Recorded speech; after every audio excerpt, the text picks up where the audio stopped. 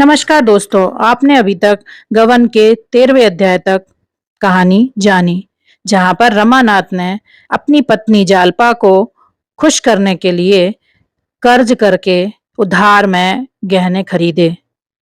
पर अब वह बहुत चिंतित है। आगे क्या होता है जानिए 14वें अध्याय में।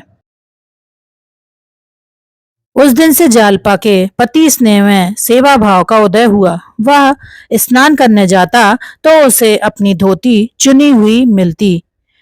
आले पर तेल और साबुन भी रखा हुआ पाता। जब दफ्तर जाने लगता तो जालपा उसके कपड़े लाकर सामने रख देती। पहले पान मांगने पर मिलते थे, अब जबरदस्ती खिलाए जाते थे।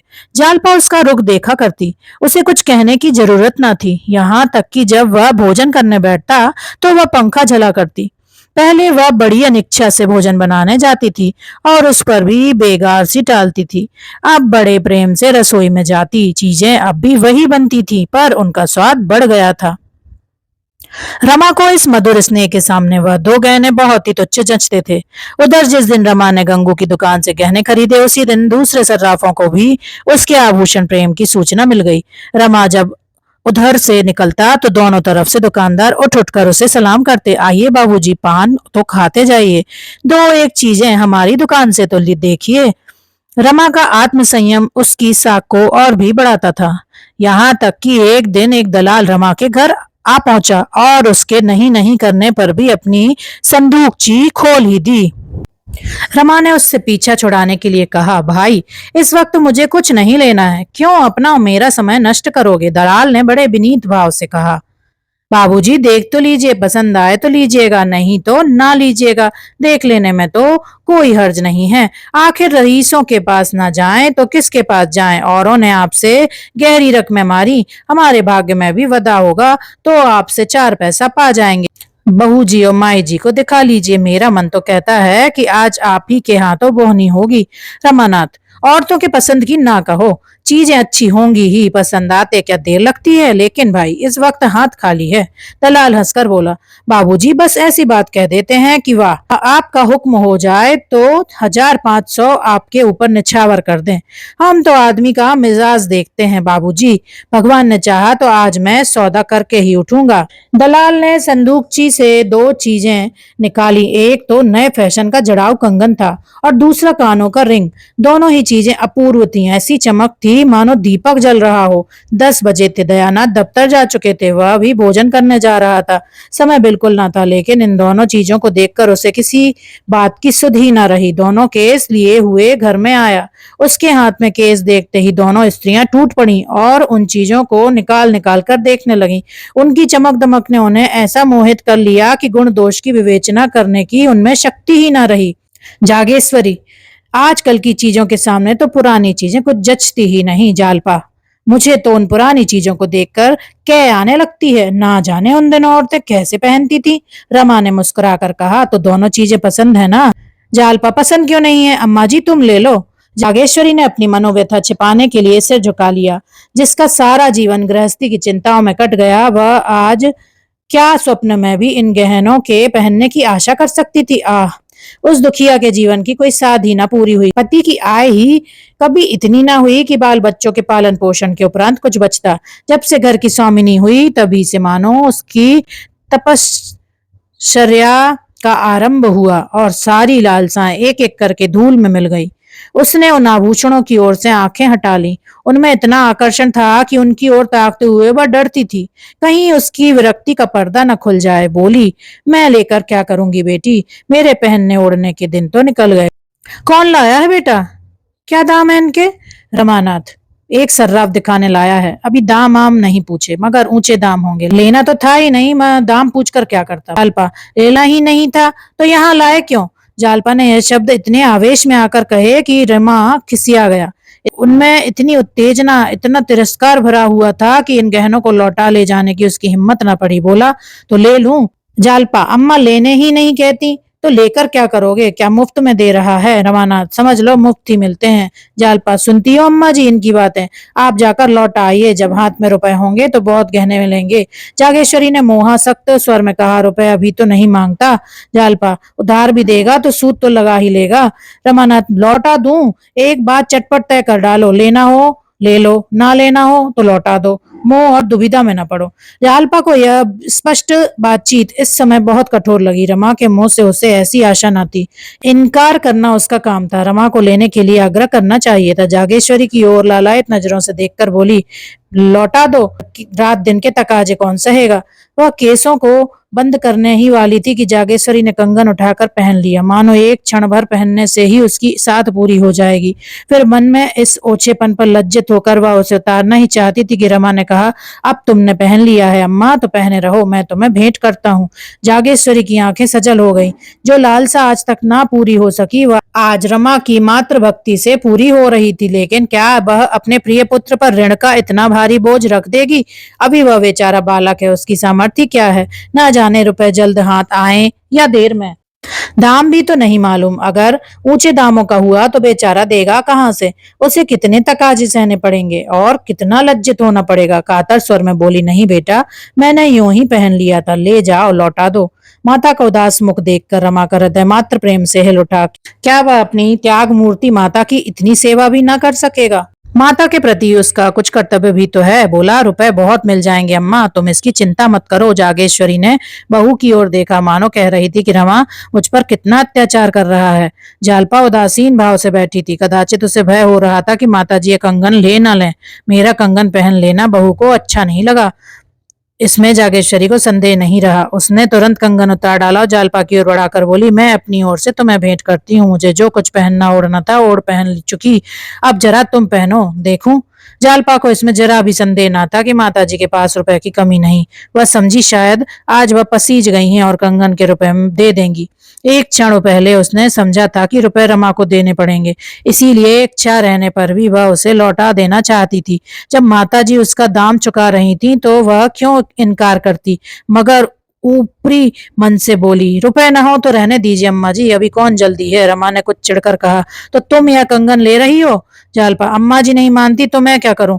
रमानाथ, तो और ये रिंग, इन्हें भी क्यों नहीं रख लेती? जालपा, जाकर दाम तो पूछा। और रमा ने अधीर होकर कहा, तुम इन चीजों को ले जाओ, तुम्हें दाम से क्या मतलब? रमा ने बाहर आकर दलाल से दाम पूछा तो सन्नाटे में आ गया। कंगन 700 के थे और रिंग 150 के।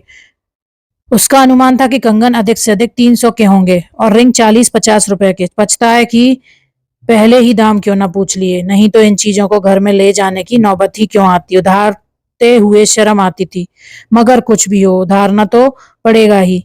इतना बड़ा बोझ वह सिर पर नहीं ले सकता। दलाल से बोला, बड़े दाम है भाई, मैंने तो 300-400 के भीतर ही आंका था। दलाल का नाम चरणदास था। बोला, दाम में एक कौड़ी फर्क पड़ जाए सरकार तो मुंह न दिखाऊं। धनीराम की कोठी का तो माल है, आप चलकर पूछ लें। दमड़ी रुपए की दलाली अलबत्ता मेरी है, आपकी मर्जी हो दीजिए ना या ना दीजिए। रमानाथ, तो भाई इन दामों की चीजें तो इस वक्त हमें नहीं लेनी है। चरणदास, ऐसी बात ना कहिए बाबूजी, आपके लिए इतने रुपए कौन बड़ी बात है। 2 महीने भी माल चल जाए तो उसके दूने हाथ आ जाएंगे। आपसे बढ़कर कौन शौकीन होगा, यह सब रईसों के ही पसंद की चीजें हैं, गंवार लोग इनकी कद्र क्या जाने। रमानाथ, 850 बहुत होते हैं भाई चरणदास, रुपयों का मुंह न देखिए बाबूजी, जब जब बहूजी पहन कर बैठेंगी तो एक निगाह में सारे रुपए तर जाएंगे। रमा को विश्वास था कि जालपा गहनों का यह मूल्य सुनकर आप ही विचक जाएगी। दलाल से और ज्यादा बातचीत न की, अंदर जाकर बड़े जोर से हंसा और बोला, आपने इस कंगन का क्या दाम समझा था माँ जी? जागेश्वरी कोई जवाब देकर बेवकूफ न बनना चाहती थी। इन जड़ाऊ चीजों में नाप तौल का तो कुछ हिसाब रहता नहीं, इतने जितने में तय हो जाए वही ठीक है। रमानाथ, अच्छा तो तुम बताओ जालपा, इस कंगन का कितना दाम आंकती हो? जालपा, 600 से कम का नहीं। रमा का सारा खेल बिगड़ गया। दाम का भय दिखाकर रमा ने जालपा को डरा देना चाहा था, मगर 6 और 7 में बहुत बड़ा ही अंतर था और संभव है चरणदास इतने ही पर राजी हो जाए। कुछ झेप कर बोला, कच्चे नगीने नहीं है जालपा, कुछ भी हो 600 से ज्यादा का नहीं। रमानाथ, और रिंग का? जालपा, अधिक से अधिक 100 रुपए। रमानाथ, यहाँ भी चूकी, 150 मांगता है। जालपा, जट्टू है कोई, हमें इन दामों लेना ही नहीं। रमा की चाल उल्टी पड़ी। जालपा को इन चीजों के मूल्य के विषय में बहुत धोखा न हुआ था। आखिर रमा की आर्थिक दशा तो उससे छिपी न थी। फिर वह 700 रुपए की चीजों के लिए मुंह खोले बैठी थी। रमा को क्या मालूम था कि जालपा कुछ और ही समझकर कंगन पर लहराई थी। अब तो गला छूटने का एक ही उपाय था, और वह यह कि दलाल 600 पर राजी ना हो। बोला, बस 8.5 से कौड़ी कम न लेगा। जालपा, तो लौटा दो। रमानाथ, मुझे तो लौटाते शर्म आती। अम्मा, जरा आप ही दालान में चलकर कह दें, हमें 700 से ज्यादा नहीं देना है। देना हो तो दे दो, नहीं चले जाओ। जागेश्वरी, हाँ रे, क्यों नहीं, इस दलाल से मैं बातें करने जाऊं? जालपा, तुम ही क्यों नहीं कह देते? इसमें तो कोई शर्म की बात नहीं। रमानाथ, मुझसे साफ जवाब ना देते बनता। दुनिया भर की खुशामद करेगा। चुनी चुना आप बड़े आदमी हैं, रईस हैं, राजा हैं, आपके ये 150 क्या चीज है, मैं उसकी बातों में आ जाऊंगा। जालपा, अच्छा चलो, मैं ही कह देती हूँ। रमानाथ, वाह, फिर तो सब काम ही बन गया। रमा पीछे दुबक गया। जालपा दालान में आकर बोली, जरा यहाँ आना जी। ओ सर्राफ, लूटने आए हो या माल बेचने आए हो? चरणदास बरामदे से उठकर द्वार पर आया और बोला, क्या हुक्म है सरकार? जालपा, माल बेचने आते हो या जटने आते हो? 700 रुपए कंगन के मांगते हो? चरणदास, 700 तो उसकी कारीगरी के दाम है हुजूर। जालपा, अच्छा, तो जो उस पर 700 निछावर कर दे उसके पास ले जाओ। रिंग के 150 कहते हो, लूट है क्या? मैं तो दोनों चीजों के 700 से अधिक न दूंगी। चरणदास, बहू जी, आप तो अंधेर करती हैं, कहाँ 850 और कहाँ 700। जालपा, तुम्हारी खुशी, अपनी चीज ले जाओ। चरणदास, इतने बड़े दरबार में आकर चीज लौटा ले जाऊं? आप यूं ही पहने। 10-5 रुपए की बात होती तो आपकी जवान ने उधरता। आपसे झूठ नहीं कहता बहू जी, इन चीजों पर पैसा रुपया नगद है। उसी एक पैसे में दुकान का भाड़ा, बका खाता, दस्तूरी, दलाली सब समझिए। एक बात ऐसी समझकर कहिए कि हमें भी 4 पैसे मिल जाएं, सवेरे सवेरे लौटना ना पड़े। जालपा, कह दिए बही 700। चरणदास ने ऐसा मुंह बनाया मानो वह किसी धर्म संकट में पड़ गया है। फिर बोला, सरकार है तो घाटा ही, पर आपकी बात नहीं टालने बनती। रुपए कम मिलेंगे जालपा, जल्दी ही मिल जाएंगे। जालपा अंदर जाकर बोली, आखिर दिया कि नहीं 700 में? 150 साफ उड़ाए लिए जाता था। मुझे पछतावा हो रहा है कि कुछ और कम क्यों ना कहा। वे लोग इस तरह ग्राहकों को लूटते हैं। रमा इतना भारी बोझ लेते घबरा रहा था, लेकिन परिस्थिति ने कुछ ऐसा रंग पकड़ा कि बोझ उस पर लद ही गया। जालपा तो खुशी की उमंग में दोनों चीजें लिए ऊपर चली गई, पर रमा सिर झुकाए चिंता में डूबा खड़ा था। जालपा ने उसकी दशा जानकर भी इन चीजों को क्यों ठुकरा नहीं दिया? क्यों जोर देकर नहीं कहा, मैं ना लूंगी? क्यों दुविधा में पड़ी रही? 550 भी चुकाना मुश्किल था, इतने और कहाँ से आएंगे? असल में गलती मेरी ही है, मुझे दलाल को दरवाजे से ही धुतकार देना चाहिए था, लेकिन उसने मन को समझाया, यह अपने ही पापों का तो प्रायश्चित है। फिर आदमी इसीलिए तो कमाता है। रोटियों के लाले थोड़े ही थे। भोजन करके जब रमा ऊपर कपड़े पहनने गया तो जालपा आईने के सामने खड़ी कानों में रिंग पहन रही थी। उसे देखते ही बोली, आज किसी अच्छे का मुंह देखकर उठी थी, 2 चीजें मुफ्त हाथ आ गईं। रमा ने विस्मय से पूछा, मुफ्त क्यों? रुपए ना देने पड़ेंगे? जालपा, रुपए तो अम्मा जी देंगी। रमानाथ, क्या कुछ कहती थी? जालपा, तो उन्होंने मुझे भेंट दिए हैं, तो रुपए कौन देगा? रमा ने उसके भोलेपन पर मुस्कुरा कर कहा, यही समझकर तुमने यह चीजें ले ली? अम्मा को देना होता तो उसी वक्त दे देती, जब गहने चोरी गए थे। क्या उनके पास रुपए न थे? जालपा असमंजस में पड़कर बोली, तो मुझे क्या मालूम था? अब भी तो लौटा सकते हो। ये कह दे, जिसके लिए लिया था उसे पसंद नहीं आया। यह कहकर उसने तुरंत कानों से रिंग निकाल दिए, कंगन भी उतार डाले और दोनों चीजें केस में रखकर उसकी तरफ इस तरह बढ़ाई जैसे कोई बिल्ली चूहे से खेल रही हो, और वह चूहे को अपनी पकड़ से बाहर नहीं होने देती, उसे छोड़कर भी नहीं छोड़ती। हाथों को फैलाने का साहस नहीं होता था। क्या उसके हृदय की भी यही दशा न थी? उसके मुख पर हवाइयां उड़ रही थीं। क्यों वह रमा की ओर न देखकर भूमि की ओर देख रही थी? क्यों सिर सिर ऊपर न उठाती थी? किसी संकट से बच जाने में जो हार्दिक आनंद होता है वह कहाँ था? उसकी दशा ठीक उस माता की सी थी जो अपने बालक को विदेश जाने की अनुमति दे रही हो। वही विवशता, वही कातरता, वही ममता इस समय जालपा के मुख पर उदय हो रही थी। रमा उसके हाथ से केसों को ले सके इतना कड़ा संयम उसमें न था। उसे तकाजे सहना, लज्जित होना, मुंह छिपाए फिरना, चिंता की आग में जलना, सब कुछ सहना मंजूर था। ऐसा काम करना नामंजूर था जिससे जालपा का दिल टूट जाए, वह अपने को अभागिन समझने लगे। उसका सारा ज्ञान, सारी चेष्टा, सारा विवेक इस आघात का विरोध करने लगा। प्रेम और परिस्थितियों के संघर्ष में प्रेम ने विजय पाई। उसने मुस्कुरा कर कहा, रहने दो, अब ले लिया है तो क्या लौटाएं, अम्मा जी भी हंसेंगी। जालपा ने बनावटी कांपते हुए कंठ से कहा, अपनी चादर देख कर ही पांव फैलाना चाहिए, एक नई विपत्ति मोल लेने की क्या जरूरत है। रमा ने मानो जल में डूबते हुए कहा, ईश्वर मालिक है, और तुरंत नीचे चला गया। हम क्षणिक मोह और संकोच में पड़कर अपने जीवन के सुख और शांति का कैसे होम कर देते हैं। अगर जालपा मोह के इस झोंके में अपने को स्थिर रख सकती, अगर रमा संकोच के आगे सिर न झुका देता, दोनों के हृदय में प्रेम का सच्चा प्रकाश होता, तो वे पथ भ्रष्ट होकर सर्वनाश की ओर न जाते। 11 बज गए थे, दफ्तर के लिए देर हो रही थी, पर रमा इस तरह जा रहा था जैसे कोई अपने प्रिय बंधु की दाह क्रिया करके लौट रहा हो। भाग 15। जालपा अब वह एकांतवासिनी रमणी न थी, जो दिन भर मुंह लपेटे उदास पड़ी रहती थी। उसे अब घर में बैठना अच्छा नहीं लगता था। अब तक तो वह मजबूर थी, कहीं आ जा ना सकती थी। अब ईश्वर की दया से उसके पास भी गहने हो गए थे। फिर वह क्यों मन मारे घर में पड़ी रहती। वस्त्राभूषण, कोई मिठाई तो नहीं जिसका स्वाद एकांत में लिया जा सके। आभूषणों को संदूकची में बंद करके रखने से क्या फायदा। मोहल्ले या बिरादरी में कहीं से बुलावा आता तो वह सास के साथ अवश्य जाती। कुछ दिनों के बाद सास की जरूरत भी न रही, वह अकेली आने जाने लगी। फिर कार्य प्रयोजन की कैद भी नहीं रही। उसके रूप, लावण्य, वस्त्र, आभूषण और शील विनय ने मोहल्ले की स्त्रियों में उसे जल्दी ही सम्मान के पद पर पहुंचा दिया। उसके बिना मंडली सूनी रहती थी। उसका कंठ स्वर इतना कोमल था, भाषण इतना मधुर, छवि इतनी अनुपम कि वह मंडली की रानी मालूम होती थी। उसके आने से मोहल्ले के नारी जीवन में जान सी पड़ गई। नित्य ही कहीं न कहीं जमा हो जाता।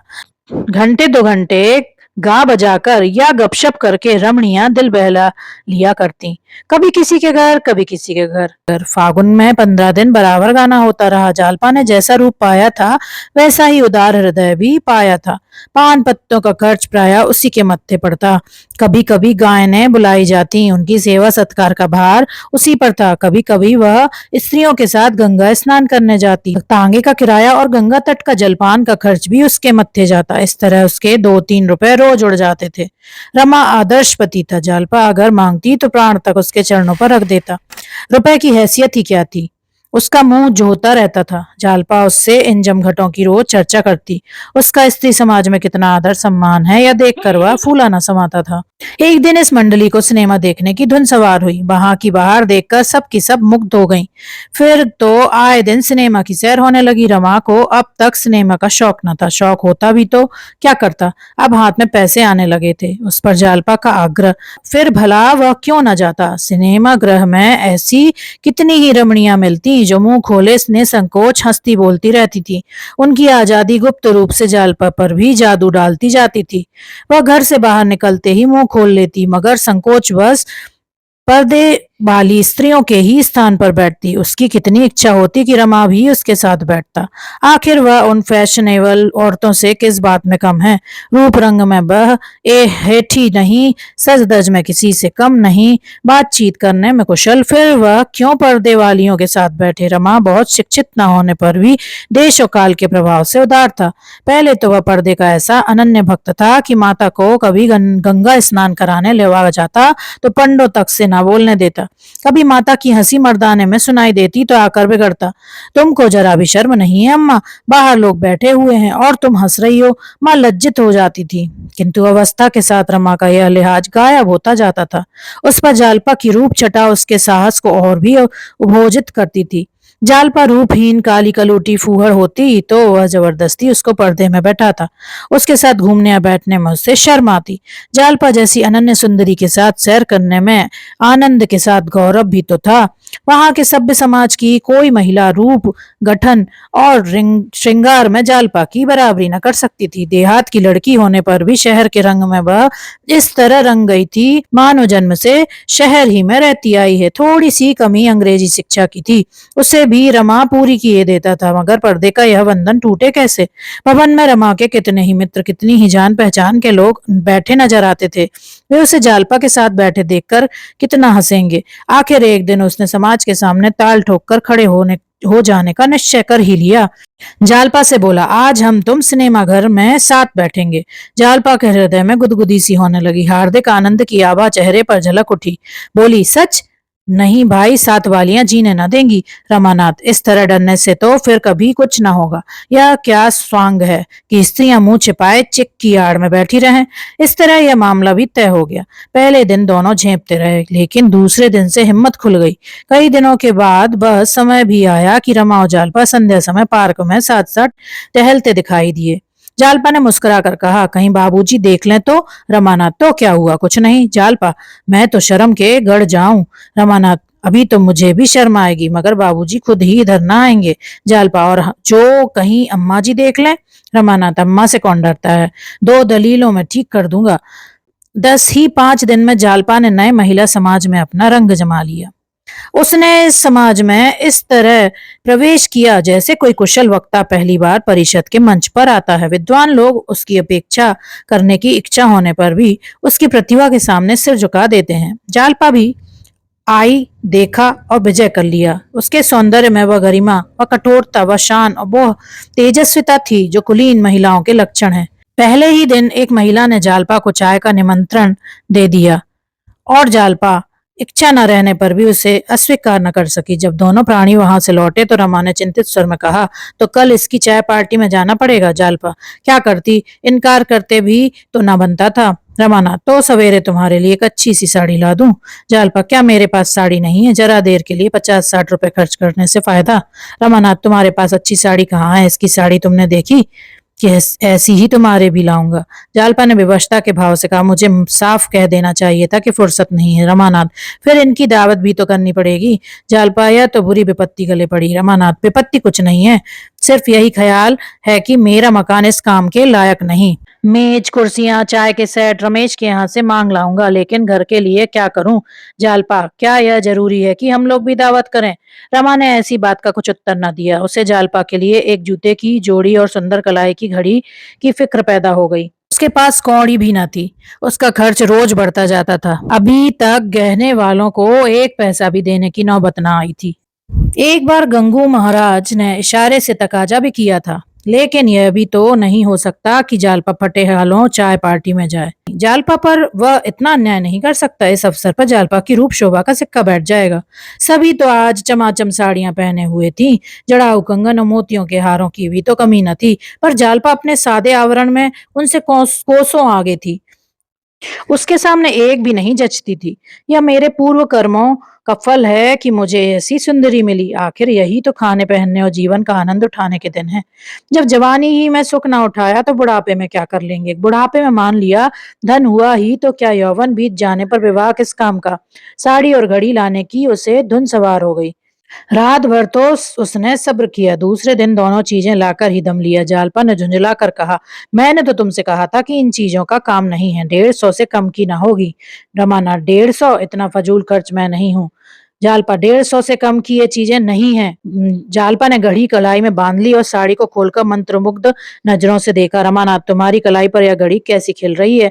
मेरे रुपए वसूल हो गए। जालपा, सच बताओ कितने रुपए खर्च हुए? रमानाथ, सच बता दूं, 135 रुपए। 75 रुपए की साड़ी, 10 के जूते और 50 की घड़ी। जालपा, यह 150 ही हुए। मैंने कुछ बढ़ाकर थोड़े कहा था। मगर यह सब रुपए अदा कैसे होंगे? उस चुड़ैल ने व्यर्थ ही मुझे निमंत्रण दे दिया। अब मैं बाहर जाना ही छोड़ दूंगी।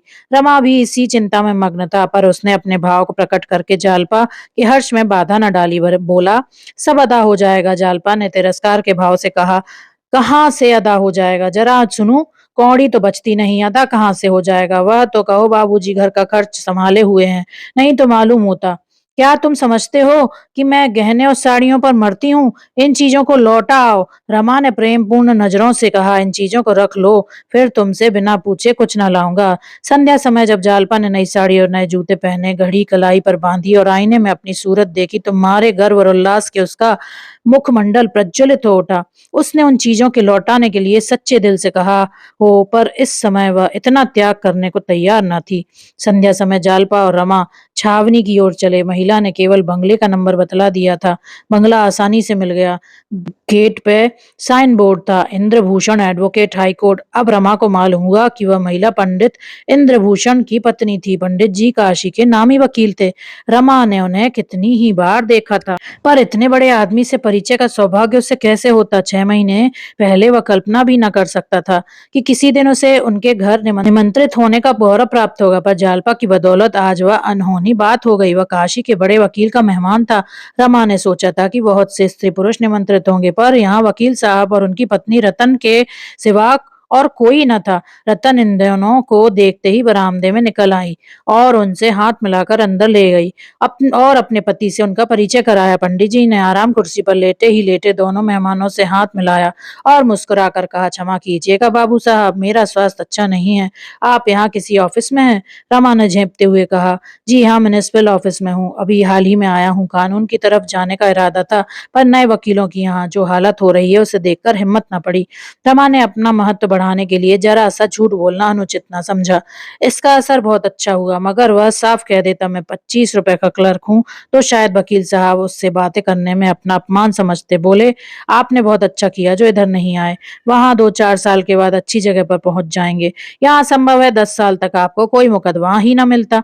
जालपा को अभी तक संदेह हो रहा था कि रतन वकील साहब की बेटी है या पत्नी।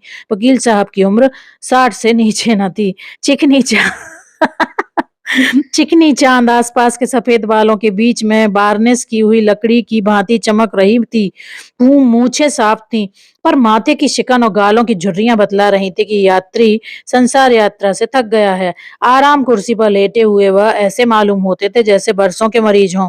हाँ, रंग गोरा था जो 60 साल की गर्मी सर्दी खाने पर भी उड़ न सका था। ऊंची नाक थी, ऊंचा माथा और बड़ी बड़ी आंखें जिनमें अभिमान भरा हुआ था। उनके मुख से ऐसा भासित हो रहा होता था कि उन्हें किसी से बोलना या किसी बात का जवाब देना भी अच्छा नहीं लगता।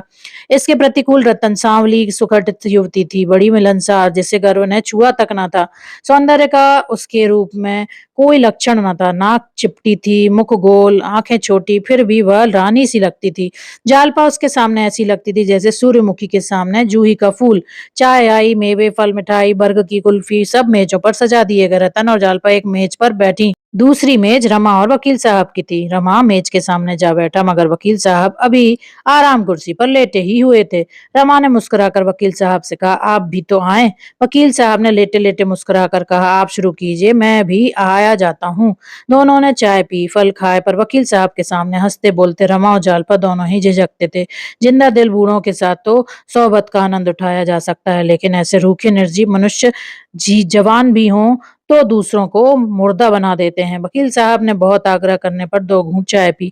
दूर से बैठे तमाशा देखते रहे। इसलिए जब रतन ने जालपा से कहा, चलो तो हम लोग जरा बगीचे की सैर करें, इन दोनों महाशयों को समाज और नीति की विवेचना करने दें, तो मानो जालपा के गले का गंदा छूट गया। रमा ने पिंजड़े में बंद पंछी की भांति उन दोनों को कमरे से निकलते देखा और एक लंबी सांस ली। वह जानता कि यहाँ यह विपत्ति उसके सिर पड़ जाएगी तो आने का नाम न लेता। वकील साहब ने मुंह से सिकोड़ कर पहलू बदला और बोले, मालूम नहीं पेट में क्या हो गया है कि कोई चीज हजम ही नहीं होती, दूध भी नहीं हजम होता। चाय को लोग न जाने क्यों इतने शौक से पीते हैं। मुझे तो इसकी सूरत से भी डर लगता है। पीते ही बदन में ऐठन सी होने लगती है और आंखों में चिंगारियां सी निकलने लगती हैं। रमा ने कहा, आपने हाजमे की कोई दवा नहीं की? वकील साहब ने अरुचि के भाव से कहा, दवाओं पर मुझे रत्ती भर भी विश्वास नहीं। इन वैद्य और डॉक्टरों से ज्यादा बेसमझ आदमी संसार में न मिलेंगे। किसी में निदान की शक्ति नहीं। 2 वैद्यों 2 डॉक्टरों के निदान कभी न मिलेंगे। लक्षण वही है, पर एक वैद्य रक्त दोष बतलाता है, दूसरा पित्त दोष। एक डॉक्टर फेफड़े का सूजन बतलाता है, दूसरा महाशय का विकार। बस अनुमान से दवा की जाती है और निर्दयता से रोगियों की गर्दन पर छुरी भरी जाती है। इन डॉक्टरों ने मुझे तो अब तक जहन्नुम पहुंचा दिया होता, पर मैं उनके पंजे से निकल भागा। योगाभ्यास की बड़ी प्रशंसा सुनता हूँ, पर कोई ऐसे महात्मा नहीं मिलते जिनसे कुछ सीख सकूं। किताबों के आधार पर कोई क्रिया करने से लाभ के बदले हानि होने का डर रहता है। यहाँ तो आरोग्य शास्त्र का खंडन हो रहा था। उधर दोनों महिलाओं में प्रगाढ़ स्नेह की बातें हो रही थी। रतन ने मुस्कुरा कर कहा, मेरे पतिदेव को देखकर तुम्हें बड़ा आश्चर्य हुआ होगा। जालपा को आश्चर्य नहीं, भ्रम भी हुआ था। बोली, वकील साहब का दूसरा विवाह होगा? रतन, हाँ, अभी 5 ही बरस तो हुए हैं। इनकी पहली स्त्री को मेरे मरे 35 वर्ष हो गए। उस समय इनकी अवस्था कुल 25 साल की थी। लोगों ने समझाया दूसरा विवाह कर लो, पर इनके एक लड़का हो चुका था। विवाह करने से इनकार कर दिया और 30 साल तक अकेले रहे।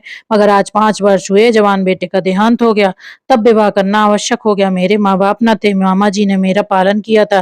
कह नहीं सकती इनसे कुछ ले लिया या इनकी सज्जनता पर मुग्ध हो गए। मैं तो समझती हूँ ईश्वर की यही इच्छा थी, लेकिन मैं जब से आई हूँ मोटी होती चली जाती हूँ।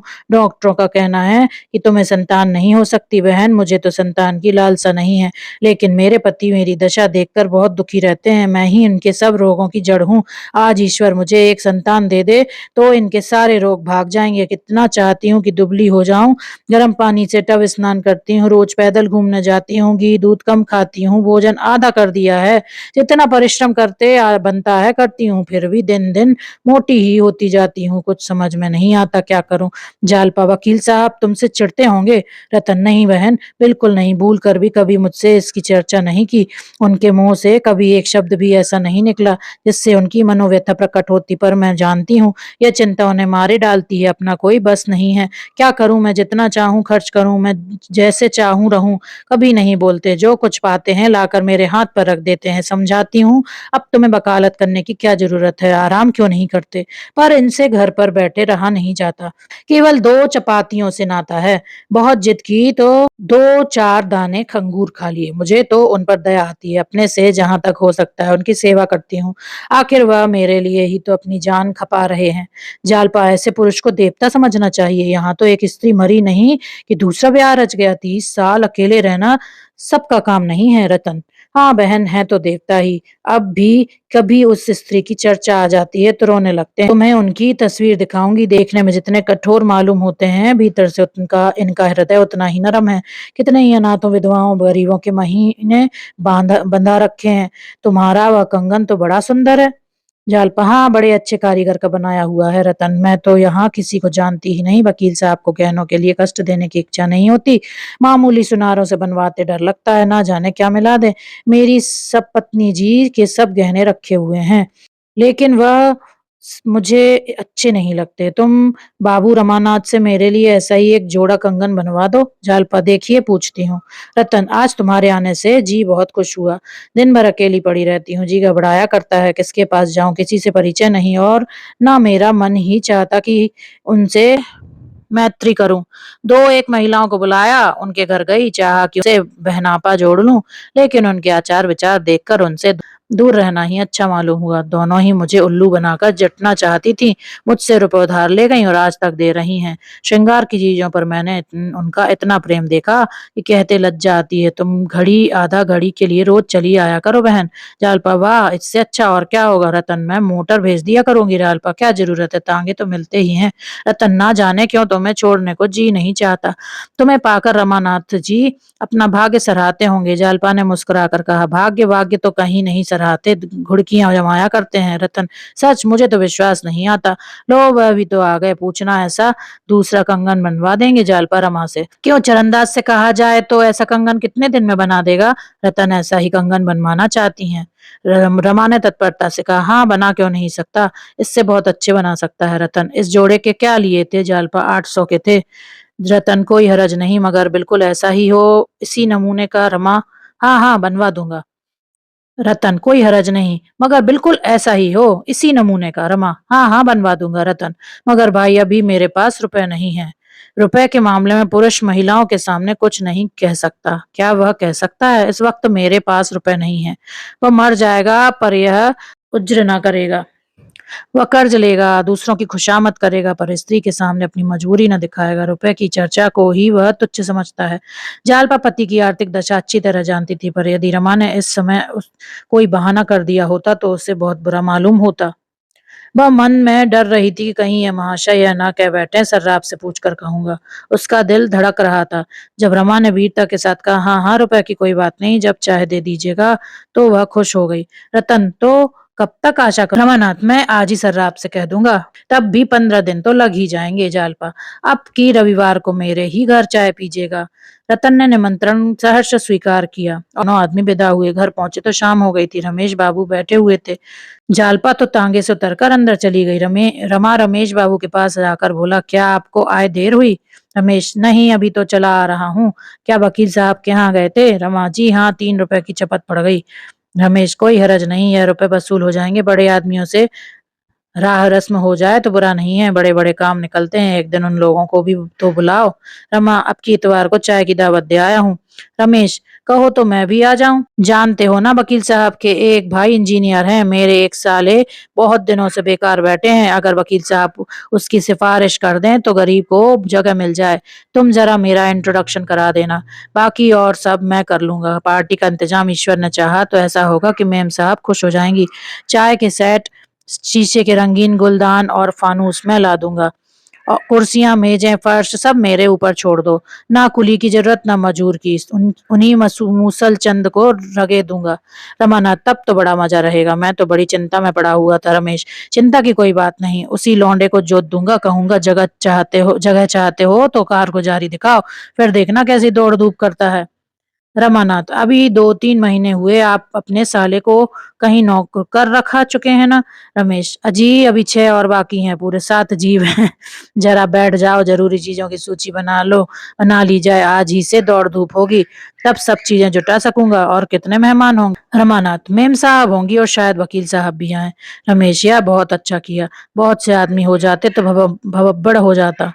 हमें तो मेम साहब से काम है, ठलुओं की खुशामद करने से क्या फायदा। दोनों आदमियों ने सूची तैयार की। रमेश बाबू ने दूसरे ही दिन में से सामान जमा करना शुरू किया। उनकी पहुंच अच्छे अच्छे घरों में थी, सजावट की अच्छी अच्छी चीजें बटोर लाए।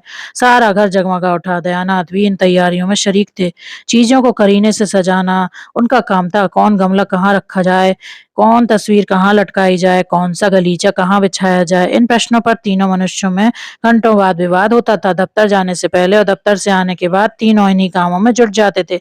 एक दिन इस बात पर बहस छिड़ गई कि कमरे में आईना कहाँ रखा जाए। दयानाथ कहते थे, इस कमरे में आईने की जरूरत नहीं, आईना पीछे वाले कमरे में रखना चाहिए। रमेश इसका विरोध कर रहे थे। रमा दुविधा में चुपचाप खड़ा था, ना इसकी सी कह सकता था, ना उसकी सी। दयानाथ, मैंने सैकड़ों अंग्रेजों के ड्राइंग देखे हैं, कहीं आईना नहीं देखा। आईना श्रृंगार के कमरे में रहना चाहिए। यहाँ आईना रखना बेतुकी सी बात है। दयानाथ, मैंने सैकड़ों अंग्रेजों के ड्राइंग रूम देखे हैं, कहीं आईना नहीं देखा। आईना श्रृंगार के कमरे में रहना चाहिए, यहाँ आईना भी रखना बेतुकी सी बात है। रमेश, मुझे सैकड़ों अंग्रेजों के कमरों को देखने का अवसर तो नहीं मिला है, लेकिन 2-4 जरूर देखे हैं और उनमें आईना लगा हुआ देखा। फिर क्या यह जरूरी बात है कि इन जरा जरा सी बातों में भी हम अंग्रेजों की नकल करें? हम अंग्रेज नहीं, हिंदुस्तानी हैं। हिंदुस्तानी रईसों के कमरों में बड़े बड़े आदम का दाहिने रखे जाते हैं। या तो आपने हमारे बिगड़े हुए बाबुओं की सी बात कही, जो पहनावे में, कमरे की सजावट में, बोली में, चाय और शराब में, चीनी की प्यालियों में, गरज दिखावे की सभी बातों में तो अंग्रेजों का मुंह चिढ़ाते हैं। लेकिन जिन बातों ने अंग्रेजों को अंग्रेज बना दिया है और जिनकी बदौलत वे दुनिया पर राज करते हैं, उनकी हवा तक नहीं छू जाती। क्या आपको भी बुढ़ापे में अंग्रेज बनने का शौक चढ़ रहा है? दयानाथ अंग्रेजों की नकल तो को बहुत बुरा समझते थे। यह चाय पार्टी भी उन्हें बुरी मालूम हो रही थी। अगर कुछ संतोष था तो यही कि 2-4 बड़े आदमियों से परिचय हो जाएगा। उन्होंने अपनी जिंदगी में कभी कोट नहीं पहना था। चाय पीते थे मगर चीनी के सेट की कैद न थी।